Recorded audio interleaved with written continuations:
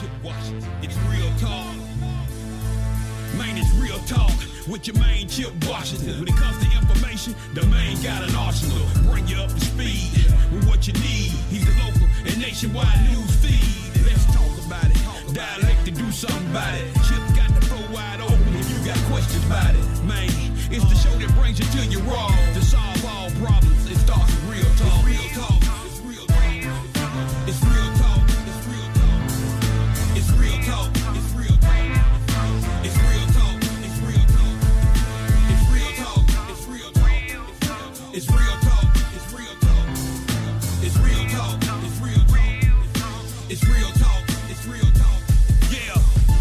Welcome to Real Talk with your host, Chip Washington. It's real talk. It's real talk. It's real talk.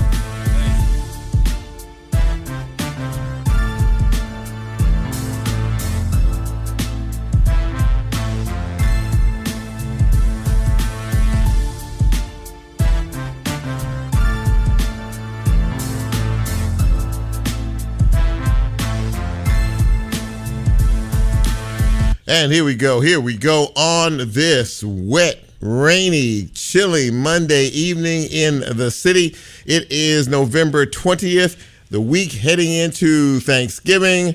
6 o'clock straight up, which means it is time, rain or shine or anything else weather related. We are here, and this is Real Talk Memphis. Glad to be here with you this evening. Glad to be in the air chair.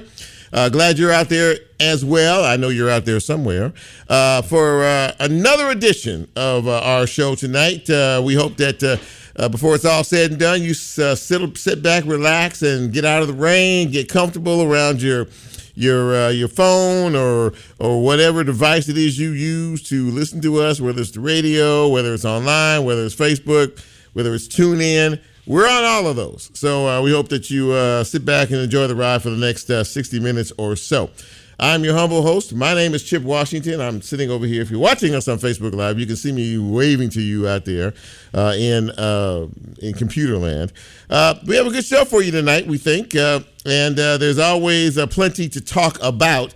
But before we get into all of that, I sort of alluded to it at the beginning, how you can find this fine piece of radio broadcasting. Many, many ways.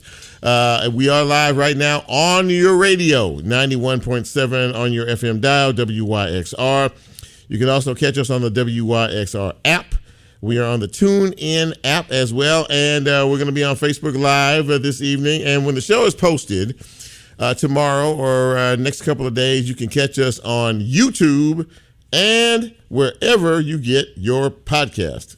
Very good. Got all that out the way, feeling good about things. So we have a good show for you tonight. We'll be speaking with Amy Kalb and Kache Brooks. These two young ladies work for the Division of Community Services for Shelby County Government, the Youth and Family Resource Center in specific. And this is an agency or an area within government there that helps families and young people who have committed low-level crimes and basically gives them another opportunity before this goes on a permanent record. This organization, this group here helps them in terms of that. It's a two-strike program, basically. If you commit a low-level crime and you're reported to them by a police precinct, then you get a chance to sort of redeem yourself. If you go twice, that's your last chance. But we'll talk with them about this program, and we'll see if it helps some of these young folks who may have lost their way out here. A little bit later on in the broadcast, we will be speaking with County Commissioner Charlie Caswel.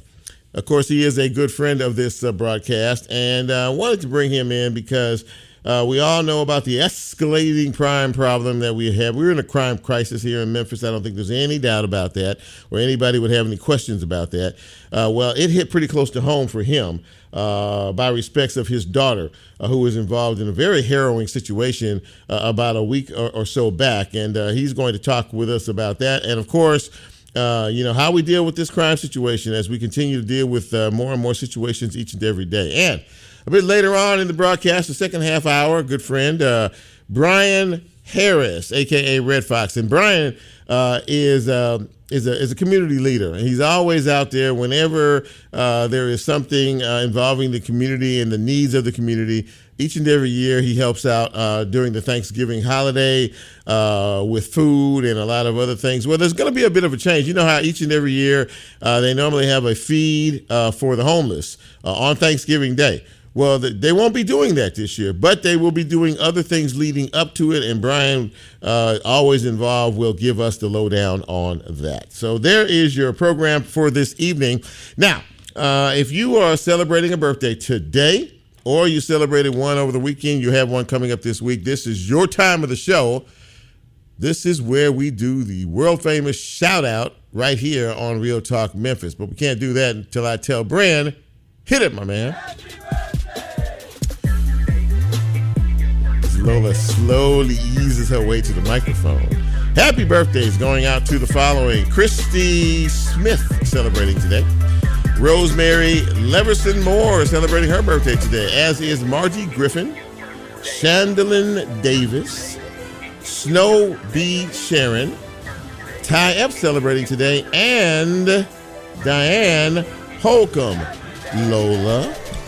Happy birthday to Francesca Sanders, who celebrated on this past weekend. Happy 45th. And also happy 45th to my best friend since high school, Lena Conacero. Happy birthday. Happy birthday. Lola's friends, ladies and gentlemen. And by the way, if you listen to her, her show precedes mine on Monday evenings. Level Lola. Boy, she was rocking the box right before we came on the air. I was in here just grooving. No, you don't need to see that. You just take my word for it. That's what I was doing. Happy birthday to each and every one of you. I hope it's been a day filled with fun, love, and laughter, and we hope to be with you next year to celebrate your next trip around the sun. Thank you, Bren. Okay, so in news and notes, all of us are very aware of what happened on Saturday evening when a man who had a history of domestic violence shot 5 people. He killed 4 of them. And then later on in that night, he turned the gun on himself and killed himself. This man killed family members. He killed his sister and his sister's child and her grandchild. And then he turned and went to where his ex-wife was. He killed his ex-wife as well. He shot another one of his nieces, but she has, to this point, still survived all of that. So 5 people shot, 4 people dead, in a terrible, terrible act of domestic violence. Mavis Christian Jr. Is the individual's name who perpetrated these crimes. I don't mention these folks very often, but this is a classic example of someone who has been in the system for a very long time, going back to 2007. As if you've been watching the news and you've been hearing about all of his history, going back to 2007, second-degree murder charges, aggravated assault way back then. Back in 2018, he assaulted his wife. He hit her several times, knocking her out. When her children grabbed a bat to try to stop him, he grabbed the bat and continued to beat his wife and his children as well. Just a bad guy all the way around. A big failure in the criminal justice system. Domestic violence, as we talk about on this show, and we have many times before, is no joke. There are more instances of this that are happening these days than almost ever before. And once again, I will paraphrase this to say that nobody needs to be a victim. And if you find yourself in a situation like that, there are always recourses and there are always people that you can talk to about situations like this that you don't have to be in. So again, we mourn the loss of all of these individuals, and we are praying for the remainder of the family and the friends and the colleagues of all of this. May their memories be a blessing. Just a terrible, terrible situation that happened on Saturday evening. By the way, no surprise to anyone, Memphis has set a new homicide record with what happened over the weekend and triple shooting this morning, by the way. 352 is where we're at right now. 352 homicides, which broke last year's record, which broke the year before that's record. So, it's not getting any better. It's getting a lot worse. And we do have to pay attention, and we do have to keep our antenna up, and we do have to watch our surroundings. Absolutely, no doubt about that. Governor Lee has made the announcement that he is sending 40 Tennessee Highway Patrol troopers to our city and our county to help with public safety. He is going to send an additional 15 to 20 more next Monday, which means we'll have somewhere about 50, 55 of those officers, maybe 60. They're going to handle what is being deemed to kind of allow the Memphis Police Department to handle other issues while they handle issues on the highway and things like that. So if you see an abundance of THP troopers around, you'll know why. There'll be plenty of them around here for the next couple of weeks and until moving forward. There is no up until when. They're just here right now. And because of the situation is so bad here, moving forward. So we will keep an eye on that situation as well. By the way, I forgot to mention this. We had a death yesterday. Rosalynn Carter, former First Lady, wife of former President Jimmy Carter. She died yesterday. She transitioned at the age of 96. They were married for 77 years. And just the sweetest couple ever. Now he's Jimmy Carter is 99 and he's still with us. I don't know. We'll see how long that lasts now that his mate for his whole life is now transitioned. But Rosalynn Carter dead at the age of 96. Congratulations going out to Pearl Walker. And Jerry Green, who, along with Michael and Easter Thomas, won the runoff elections last week. This is 7 women now in the city council. I think that's the most ever since they've been doing the mayor council form of government. So congratulations to them. And yes, before you ask, they will be on this show. I will have both of them on this show at a time appropriate pretty soon now. The Memphis Tigers football team lost over the weekend to SMU. That was a big game that we were hoping that we would win to go to the conference championship, but that is not going to happen. I was actually at that game, and it was a very, very, very good game, by the way. Well played, but we lost, and that is it. And before I go, and before we get this thing started, I want to thank Shelby County government once again. I was awarded one of the Shining Star Awards from Mayor Lee Harris over the weekend at the Christmas tree lighting in Soulsville. And that was very, very nice little ceremony they had. And I just want to say thank you again publicly to Lola. Lola actually came out to support, and I really, really appreciate that, as did so many other folks. And thank you again, Shelby County. Thank you again, Mayor Lee Harris, for that award. I'm very humbled. We're going to take a break, and when we come back, let's kick this show off. What do you say on this wet and rainy Monday evening? Settle in, relax, sit back, and listen to us on Real Talk Memphis. A quick break. We'll be right back.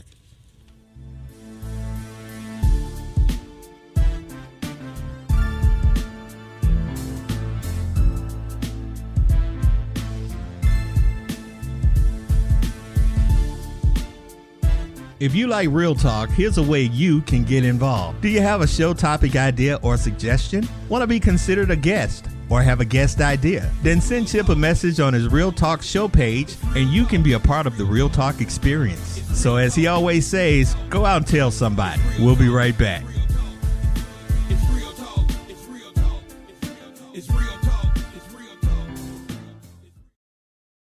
Huey's is proud to support WYXR. Established in 1970 with 10 locations, Huey's menu includes burgers, sandwiches, and more. More information at hueyburger.com. Support for WYXR comes from Culver Accounting. Full service audit, tax, accounting, and consulting firm. Full service audit, tax, accounting, and consulting firm serving the Mid-South. More information at culvercpa.com. Acoustic Sunday Live, now in its third decade. Acoustic Sunday Live, now in its third decade, is proud to support to protect our aquifer, and taking place at 7 p.m. on Sunday, December 3rd. Taking place at 7 p.m. on Sunday, located at 1000 at First Congo Church. Performances located at 1000 Copeland. Tracy Nelson, Tim O'Brien with Jan Fabric, Tracy Nelson, Loudon Tim O'Brien third, and special guests. More information at 901-237-2972 More information at 901-237-2972 or AcousticSundayLive.com. WYXR's biggest annual event is WYXR's Raised by Soundfest is Saturday, December 2nd. Raised by Soundfest is Saturday, December 2nd. Sponsored by Crosstown Concourse. Free live music all day long, featuring free live music all day long, featuring Rod Smith, AJ Haynes, Madam Frankie, and the U of M Rosie, Madam Frankie, capped off with two fundraising review. Capped off with two fundraising, the 1966 Royal Albert Hall concert, 1966 Royal Albert Hall, and the DJ After Party with Alex Brown, and the DJ After Party with Alex Brown. Details about the fest and tickets to fundraising events at Raised by Soundfest. Fundraising events at RaisedBySoundfest.com. Hi, this is Anita Ward, here to tell you a bit about my alma mater, Russ College, which supports the music of the Mid-South through its partnerships with WYXR. I've been known for singing since my days on campus, and I continue to sing Russ College's praises. Did you know Russ College and Ole Miss have partnered up to offer the all-new 3 and 2 program? Students interested in engineering can earn 2 degrees in 5 years by taking courses on both campuses. For more information on admissions, enrollment, and activities, visit russcollege.edu.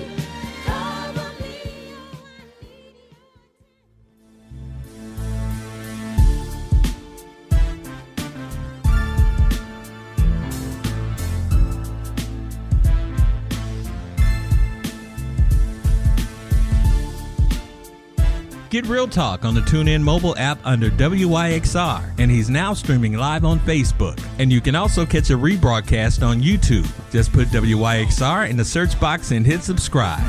Now back to more Real Talk with Chip Washington.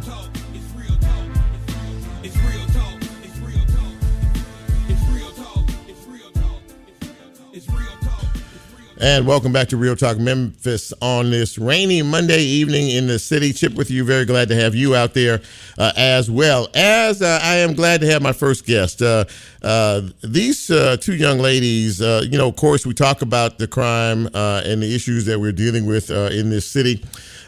Which can be overwhelming for not only all of us as citizens, but for families as well. And these two young ladies that I'm about to bring on, are involved in something from Shelby County government called the Youth and Family Resource Center. Please welcome to the show, Amy Kalb and Kache Brooks. Ladies, it's great to see you, and thank you for coming on Real Talk. I really appreciate it.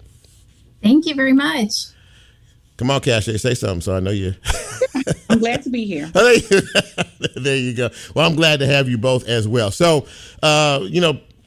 just from the top, Amy, you're the director of Youth and Family Resource Center. For folks who don't know what this is all about, please explain to our audience exactly what your group does.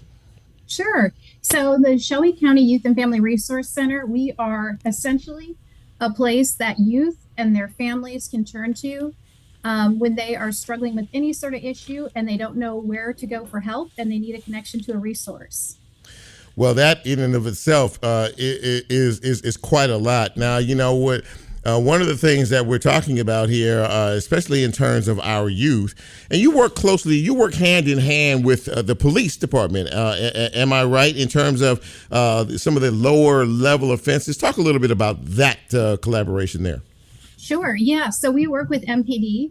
When MPD officers come into contact with a youth who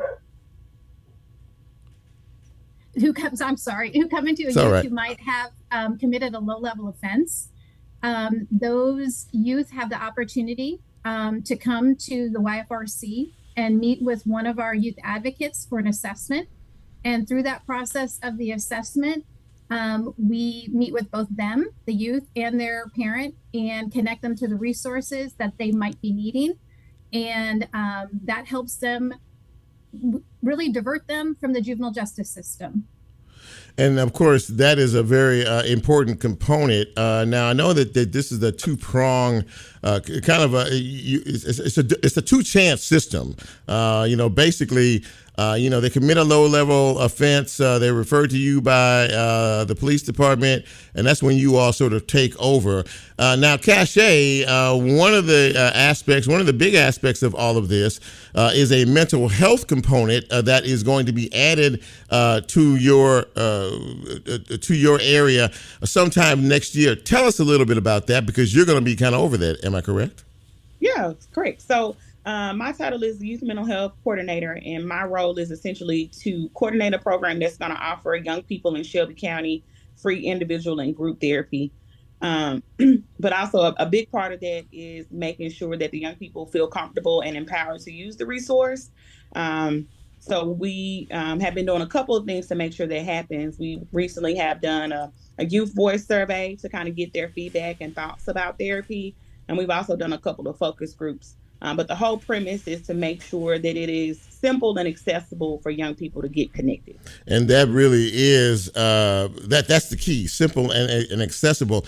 And you like to use the term meeting them where they are. And we hear that more and more when we're talking about our young people and the disconnect that they may feel. How important is meeting them where they are, especially when you're trying to talk to them or talk through some issues that they may be dealing with? Yeah. So, I mean, the expectation that sometimes that we have as adults is that, we want them to think like we think, or to act and function and operate like we do. But they're obviously at a very different place. They're still learning. Their brains are still developing. So keeping all of that in mind when we're having conversations with young people, and really being intentional and thoughtful about the way that we interact, and doing our best not to be judgmental. So that they can and will open up to us, so we can kind of get a better understanding of what's going on.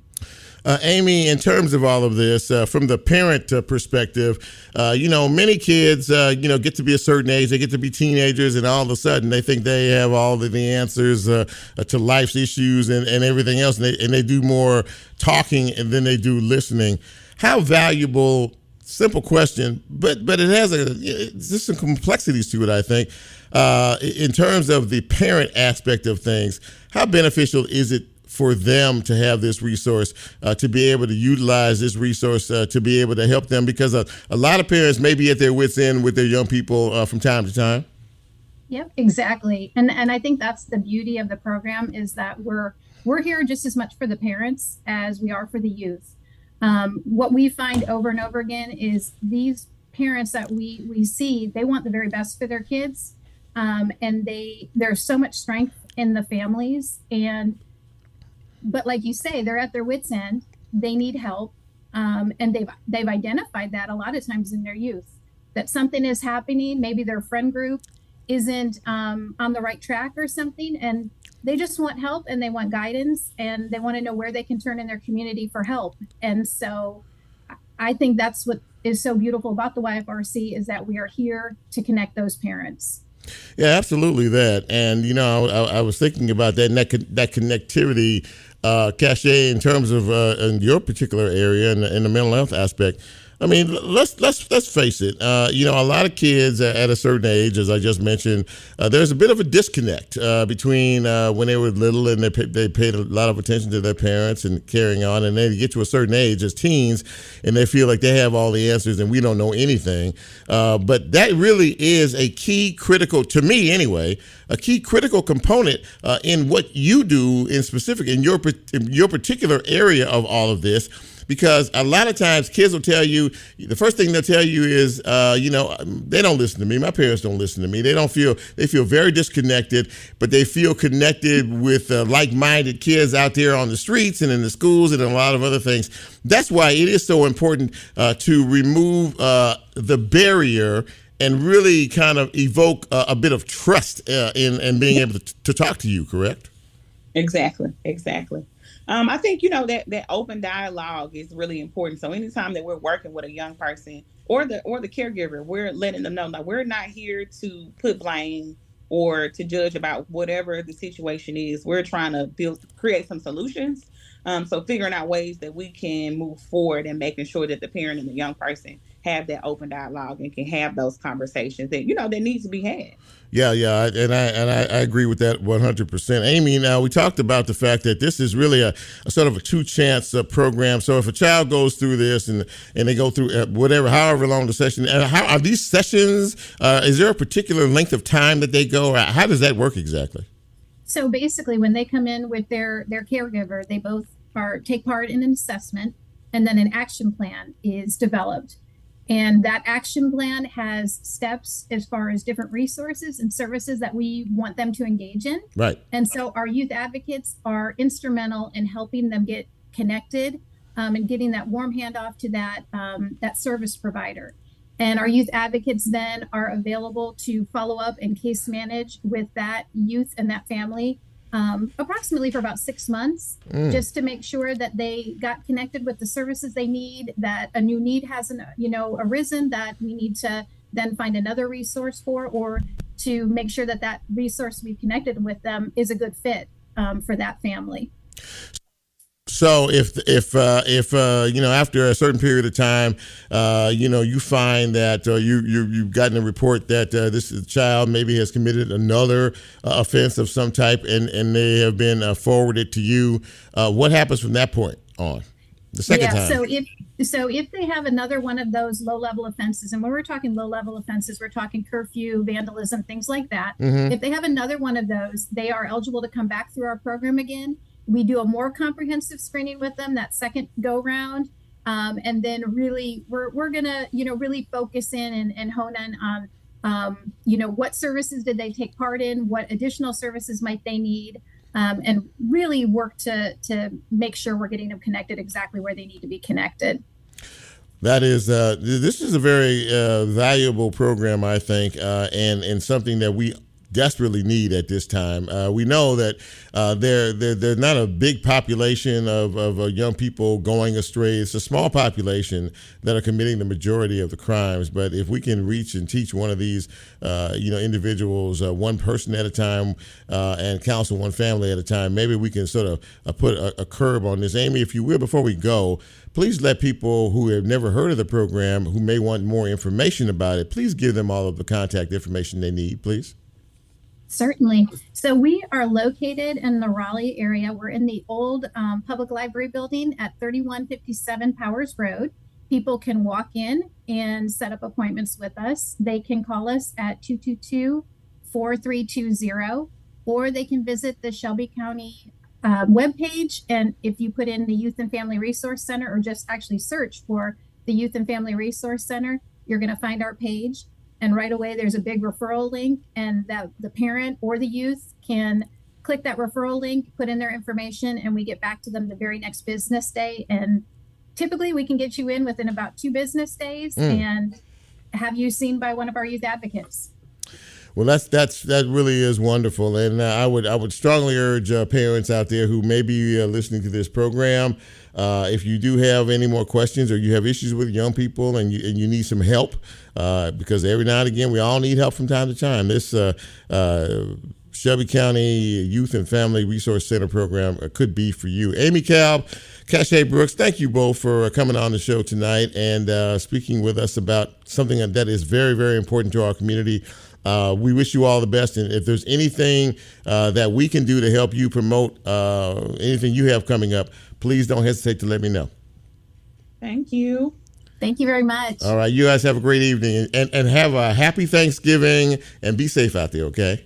You as well. Thank you. Thank you both. Thank you so much. Bye-bye. Bye-bye. So, ladies and gentlemen, there you go. Youth and Family Resource Center, Shelby County government is trying to help. Because Lord knows that a lot of us need help, especially with our young people these days. And if you can put them in a program or provide a resource or an opportunity to keep them from stepping off a curb in the wrong way and hitting these streets and listening to folks that they shouldn't be listening to and getting themselves in trouble that they don't need to get into, this organization is what you need to pay attention to and look up if you need that help, because they are here to help. We're going to take another break. And when we come back, we're going to continue our conversation on this Monday edition of Real Talk Memphis. I was going to say something before we went to break, and I just completely lost it. But that happens when you become a senior. Anyway, no comments from Lola or Bryn. I hear you over there in the corner. Anyway, this is Real Talk Memphis. I'm Chip. We'll take a quick break, and we will be right back. Don't go away.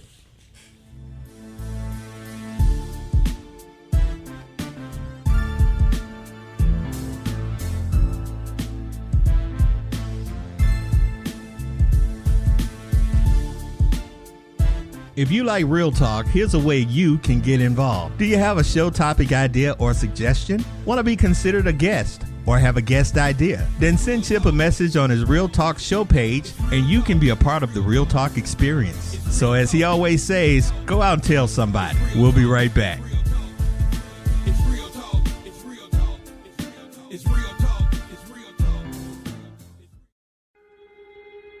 WYXR is supported by Mempho, presenting American Aquarium with special guest Lance Roark at Minglewood Hall on Sunday, December 10th. Ticket information and availability at memphopresents.com. WYXR is supported by Mempho. WYXR is supported by Mempho. Presenting Jazz is Dead at Minglewood Hall on Ticket information and availability at memphopresents.com.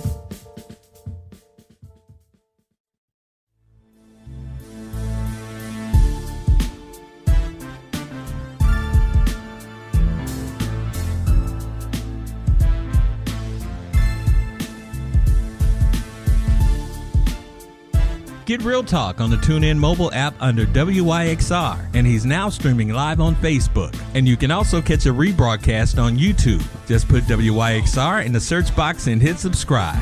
Now back to more Real Talk with Chip Washington.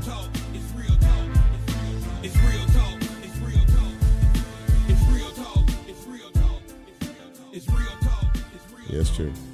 And welcome back to Real Talk Memphis on this Monday evening. Chip Washington with you. And, of course, as always, we were talking about it during the break. Thanksgiving will be here in just a few days. And many folks are gearing up, getting ready for that. It'll be a short week, no doubt about that. A lot of folks may be in maybe tomorrow, and after that, off for the remainder of the week. But we wish you a wonderful holiday season. We'll do more of that at the end of the broadcast. But we continue now. And as I alluded to at the top of the show, Charlie Caswel is not only a friend of this show, but he is one of our county commissioners. He is a community activist, a community leader. He's a pastor, and he genuinely cares about our community. And we've been talking about the fact that crime is a major issue that all of us, none of us can escape. And I wanted to have him on the show, and he was so gracious to come on tonight to talk about a situation that hit very close to home. But first and foremost, welcome Charlie Caswel, my friend, to the show. I see you look like you got everything straightened out there. You good now? Yes, sir. We good. Can you hear me? I got you, man. I got you. Thank you so much for coming on, Charlie, as always. So listen, I know every time something happens out here, in a sad way, be it the events that happened on Saturday night, be it this morning, a triple shooting, and so many other issues of concern that you all deal with as elected officials, one never thinks, or at least one hopes and prays, that it doesn't touch them personally, but crime in this city has touched you in a very personal way. And for those people who don't know about it, I'm sure a lot of people do, tell us what happened, if you don't mind, in reference to your daughter. Yeah, again, thanks a lot, Chip, for all that you do and helping getting the word out to the community about so much great things that are happening, and those things, unfortunately, that do happen, such as what happened this past Sunday while my daughter was leaving the office there. For those who know, she's the executive director of Legacy of Legends Community Development Corporation in the Fraser community. She noticed after a while that she was being told that she moved back and forth in traffic.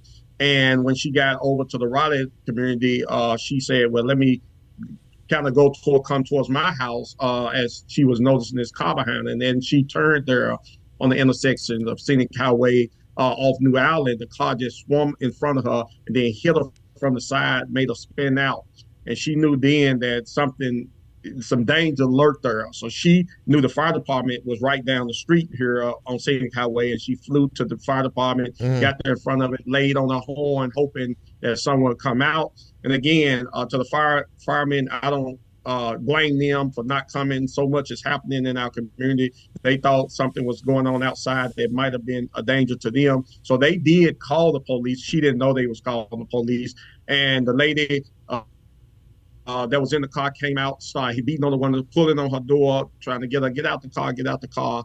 And so in her fear, she took off across the grass, jumped the curb, was able to get away from the lady, and then made it to my home. And so, just for me as a father, and just knowing, again, being in the public eye, doing this work for so long, I received my share of threats from people not happy with votes that I may have done. It just automatically, like, who could have been following my daughter, what this was all about. So it was terrifying for me, but even more terrifying for her. You have been an advocate for such a long time out here, and every time something happens, and I struggle to try to figure out exactly what is going on. But this is a father's worst nightmare, to know that his child had to go through something like that. I did see an interview with her on the news. She was very, to be able to be calm in the midst of a storm, so to speak, as she was, and she handled it to the best of her ability. And when she talked about it on the back end, I could hear you all in her. I mean, I think that you as a parent, you raise your children to be careful and to be observant and to watch out. But even for you and your wife and the remainder of the family, this had to be just a terrifying situation all the way around. Yeah, I just tell you, as you said that, Chip, my daughter been working with me prior to me becoming county commissioner, almost 5 years in this work in the streets. She had went in some of the worst situations. We work around a lot with children who've been impacted by diverse childhood experiences. Yeah. And those experiences are physical abuse, emotional abuse, physical neglect, emotional neglect. When we go into these homes, we identify and being there with many of these families, because I grew up in poverty, grew up in trauma, witnessing friends killed in front of me as a child. My daughter knew this.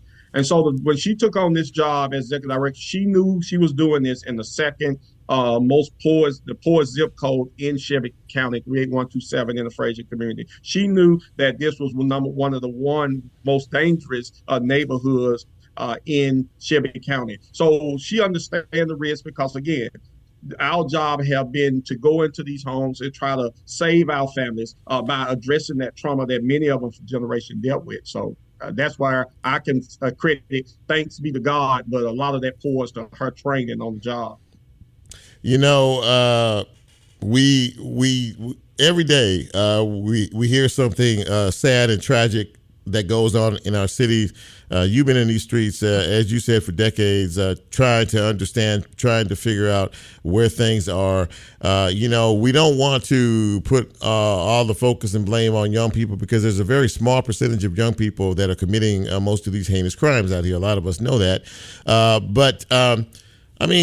Charlie, even for you, as a county commissioner, and you deal with so much, on the political side of things, is there anything we can do? Is there anything? What can we do? Because as well as I do, people are afraid, people are scared, people are unsure of what is going on out here in the streets, and we set a new homicide record this year. Again, 353 broke last year's record, which broke the year before that's record. Where are we going, Charlie? Where are we going? Sadly, Chip, I just say this, is that when we look at where we are right now, this didn't just happen, right? This has been decades and generation of unaddressed traumatic experiences for many individuals. And I just think that the heighten of the technology world, now that many of these children see others around the country doing this. I got a call from a national syndicate news station the other day that said, hey, they robbed the Amazon truck in this city, in Nashville. They run into Gucci shops. And so they're doing it all over the country. I just got back from a conference in North Carolina a couple of weeks ago with Black commissioners all over the country. And I'm hearing them talk about these stories back to back as if it was Memphis. I was in New Orleans a couple of days before flying to North Carolina, and the district attorney in New Orleans was carjacked with his mama in the car. So it's not Memphis; it's a mentality, and sadly, I attribute much of that mentality, yes, to many parents that were traumatized that didn't address their trauma. So they passing that hurt on to their children, and that hurt is being passed on to our community and city.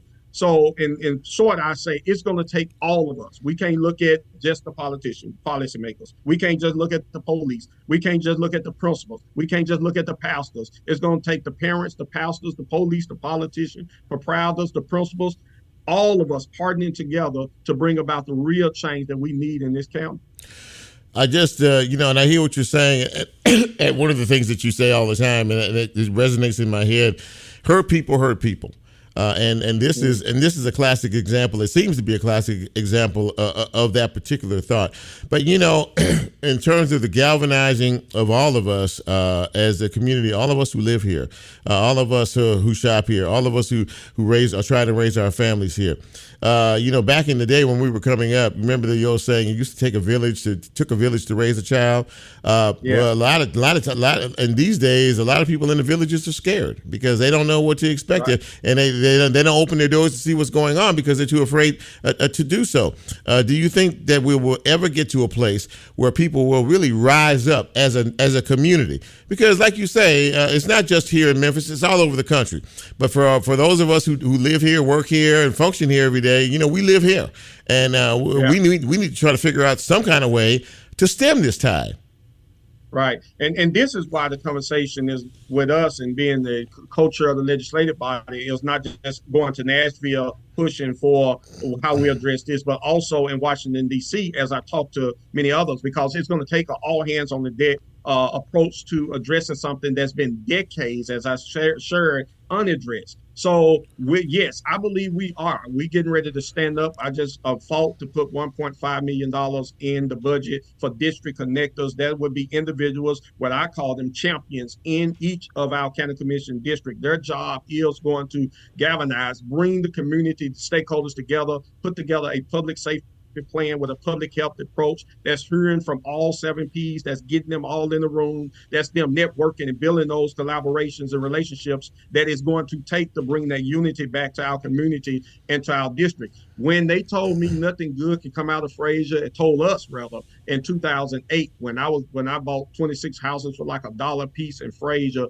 Now you look at Frazier today, even though sadly we are seeing what we're seeing because I contribute that a lot of it to when we went into the pandemic, into that silo, Chip, what the evidence and research showed us before we went into the pandemic was that we were in an epidemic, meaning that many of these children were already dealing with that trauma.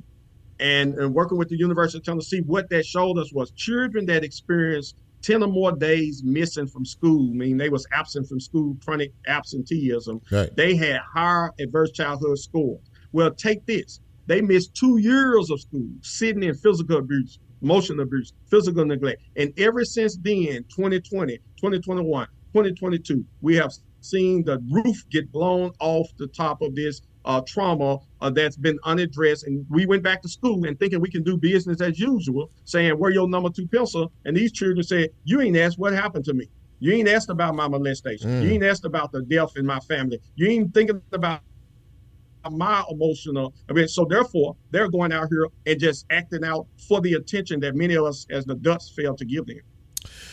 I tell you what, man, there are days when, I think for all of us, we just become discouraged. I've never seen you ever in that mode because you know how important all of this is, and we need to get back to something as we round the corner on this year, which has been a terrible year. And we start off in 2024 with a brand new mayor, brand new city council. We also need to start off with some hope and some encouragement, my friend. Am I right about that? Most definitely. One of the things for me, Shep, and again, you may not see this for those who follow me on social media too, on my page, but they'll see it on my county commission page as I shared it there and some other pages that I have. But I blacked out from social media, right? Not going to Facebook, not focus on that. Really, the Bible tells us it's come a time when this only gonna come out through fasting and prayer. It's like one of the things is we got to humble ourselves with our egos, thinking we have all the answer by ourselves. And pray that 2 or 3 of us gather in agreement that God, who is over all and sees all, where sin is abounding, that he would allow grace to abound the more. And so I believe, yes, this can be turned around because I, again, started in a community where we saw the lords of the lords, but now we seeing houses now $140,000. You know, my home I stay in the community here went up over $100,000 in equity. I seen brand new community centers, building brand new libraries, just voted to put a brand new 21st century school over $100 million into that Fraser community where kids can have the hope of seeing the same thing that children in Collierville are exposed to. They can now have that hope and be aspiring because that is happening in their community. So we're not giving up. I believe in where the worst communities are. When I was coming out of Dixie Home, it was those mentors and those people who didn't give up on me told me that I was going to come out of this community better than I was in it. And God did it for me. I believe he'll do it in this city for us. Well, that is the perfect point to end this and say amen. But by the way, Charlie Caswel, County Commissioner, pastor, teacher, preacher, community activist, my friend, thank you so much. And from all of us here, man, give our sincere, prayers. And we're so thankful and grateful that no harm beset your daughter, even though she went through a very difficult time. We're always pulling for everybody in this town, definitely pulling for you and everybody else. Charlie, thanks for coming on the show. I really appreciate it. Thanks a lot, Shep. And I can say one thing. My daughter, the first week in December, she going to Houston. She graduating from a university. She still was finishing school through this process, and she getting her associate degree in business management. So I want to send a shout out to Tierra. Absolutely that, man. Kudos and congratulations to her from me and all of us here. Charlie, you take care of yourself, man. Stay up, stay strong, and we will talk down the road. Bless you, sir. You all too, right, man. Thank you, man. Charlie Caswel, ladies and gentlemen, and again, it's one thing to see and hear about all of the crime and issues that we deal with on a daily basis, but when you go through it personally, it does affect and change you. But it sounds like his daughter is a very strong young woman, and clearly, has his vibe inside her. We'll take our final break of the show, and when we come back, we will finish up for this rainy Monday evening. The rain will stop at some particular point. I hope it stops on my way home because it was a mess coming down here. Oh, enough of that.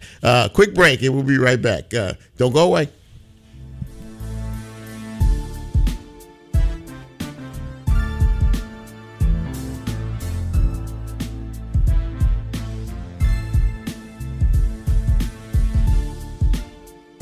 If you like Real Talk, here's a way you can get involved. Do you have a show topic idea or suggestion? Want to be considered a guest or have a guest idea? Then send Chip a message on his Real Talk show page and you can be a part of the Real Talk experience. So as he always says, go out and tell somebody. We'll be right back.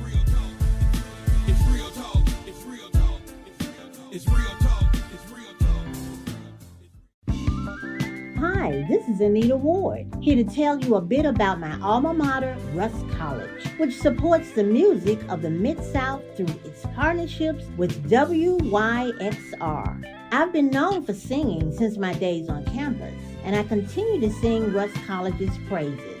Did you know Russ College offers 23 plus majors? 2 new ones will be implemented this fall: forensic science and religious studies. For more information on admissions, enrollment, and activities, visit russcollege.edu. University of Memphis Department of Theater and Dance presents their Fall Faculty Dance Concert, Chroma, a compilation of choreographed works by University of Memphis dance faculty and guest artists, turning an intensified lens on the varying colors of life and every season we encounter. Chroma runs November 16th through the 18th at 7:30 p.m. in the Edward and Bernice Humphreys Theater Building on Central Avenue. More information can be found at memphis.edu/theater. Hey, ever get lonely without WYXR? Lonely? I got my cat. Well, now you can have WYXR too, right in your pocket. Listen live, explore past archives, and follow us on social media. It's like a radio party and everyone's invited. Even my cat? Especially your cat. Plus, you'll get up-to-the-minute station updates. It's like having a personal DJ that doesn't scratch your furniture. Sounds perfect. Hold on, I'm downloading it right now. Join the fun and never miss a beat with WYXR. Download the WYXR app today from the Apple App Store or Google Play and bring the party wherever you go.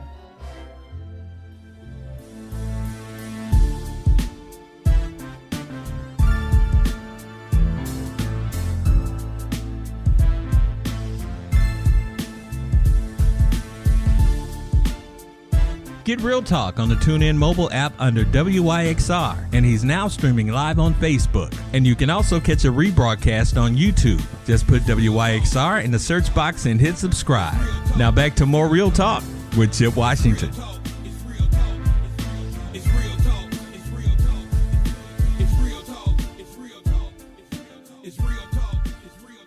And welcome back to Real Talk Memphis on this rainy Monday evening. Chip with you, and hope that you are with us. Say hello to all the folks on the Facebook Live line. I see Michael Harris is with us tonight, Joyce Franklin Smith, and Patricia Rogers. Patricia is everywhere. I think Patricia actually clones herself. You know, she does this PR. You know, she's a maestro with the PR, and she's at every event that is happening in this town. I mean, I don't know how she does as much as she does. Faye Riley is checking us out, as is Connie Mae. Hey, Connie Mae. Marquita Jones-Williams. And Marquita, I saw on your Facebook post that you just celebrated your 1-year anniversary. So happy anniversary to you and your husband. Sandy Bromley is checking us out this evening as well. Hey, Sandy, how are you? You just celebrated an anniversary, too. Everybody got hooked up right around the same time a year ago. So happy anniversary to you. And Audrey Hill is watching as well. Okay, so I was supposed to have another guest. Brian Harris was supposed to join me this evening, but maybe he forgot us. Maybe something happened. You know, these things happen in life. But we were going to talk a little bit about Thanksgiving. Now, you know, each and every year, the city puts together this big collaborative effort. A lot of community partners, a lot of churches and things like that are going to participate. We're going to normally participate in helping to feed the need on Thanksgiving Day. I did that as a volunteer for many years, and I really totally enjoyed that. Well, he told me this year the committee decided that they were going to do it differently, and they weren't going to have a community feed on Thanksgiving Day. But what they were going to do was the city were going to collect food and give food away to people in need. They were going to, I think the city was going to do it today. I believe the county is going to do it tomorrow. And I can't remember who's going to do it the third day. I do know that one of the churches was going to participate in this, as well. There'll be plenty of churches, no doubt. We hadn't heard a lot about that, but there are churches who are participating in gathering food and different things that people need, toiletries and gloves and hats and socks. Very, very big deal, especially for the homeless folks out there. But putting all of that together in various places in various ways. I have a note here. Says that the city is handling the distribution of boxes of groceries starting today. So the city did it today. And tomorrow, the county will be doing the same thing, distribution of groceries. And you can probably call the county, Shelby County government, and they can tell you, what you need to do in reference to that. And his church on Wednesday is doing a distribution. Gina Stewart, Reverend Gina Stewart, Pastor Gina Stewart, her church is feeding 500 people on Thanksgiving Day at her church. This time of year, many of us, our thoughts need to turn towards other people, regardless of the situation and circumstance. And one thing I know about this city, each and every year, they give give and give and give, because this is the time of year where you don't want to see people suffering. And there are a lot of people here suffering. There are a lot of people here who are struggling. There are a lot of families who are struggling, who need help and who need support. So every time I see a neighborhood or a community or a church or an organization, I know our church did a food giveaway over the weekend out of Fullview Missionary Baptist Church out in Bartlett. It is time to step outside of our own comfort level. It is time for us to extend ourselves to so many people. Memphis is a challenged city. Poverty is a big issue here, and a lot of folks just don't have. And at least for this time of year, with all the distribution that is happening from so many churches in our community, and again, so many organizations and so many groups that are doing what they're doing to try to help other people in terms of this season, that is what it is all about. And of course, if you want to find out any information about who's doing what out there, you can call the city of Memphis. I'm sure they can tell you and provide resources for you. You can call the Shelby County government. They can provide resources for you as well. But again, on Thursday, on Thanksgiving Day, there will not be a community feed. I think they did it at the Reliance Center last year. But again, there'll be plenty of food deliveries, grocery deliveries, and things like that. So as as we prepare to get out of here, and I was thinking about this earlier today. Thanksgiving is on Thursday, and of course, this time of year for a lot of people is difficult on many levels. Emotionally, a lot of folks deal with a loss or an emotional loss, a family member, things like that happen where folks all get together and gather and enjoy themselves, and then food and fun and fellowship in the whole 9 yards, eating too much in the whole 9 yards. But let us think about folks who are going through emotionally. I'm thinking about the family and friends of those innocent women, all related, all family members that were needlessly slaughtered on Saturday night, right before Thanksgiving. And it's hard to be thankful when you're in the midst of planning multiple funerals for family members during this time. So. We need to refocus our energies and our efforts on trying to remember that all of us live in this city. And even in the midst of the challenges, and even in the midst of the trauma that so many people are dealing with out here, we are still one city, and we are still one people. And regardless of the foolishness that goes on in these streets, we need to stay centered, and we need to stay focused. I subscribe to the argument that it's not just us, it's everywhere. But at the same time, we live here in Memphis, and we have every right to want to expect the best for us as a people. So as Brent plays us out of here, this has been a great show tonight. I really appreciate the folks who chimed in. And again, I want you all to know that I'm praying for each and every one of you. I pray for us every single day in this city. Because whether you choose to believe it or not, whether you have been a victim of certain circumstances or not, prayer does change things. And we need to be a praying people now more than ever before.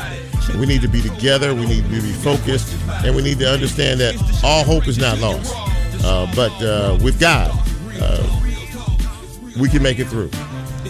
So for all of us here at Real Talk Memphis, I want to wish you all a very happy, safe, and joyful Thanksgiving holiday. We will be back next to Monday after we've digested all of our food. And we will try to do this show again, but just a little bit better. Lola's giving me that look. Anyway, ladies and gentlemen, for Brent, for Nicole, for Brent, for Lola, for Nicole, and for me, Chip. Happy Thanksgiving, each and every one of you out there. Please be safe. And until next time, we are out.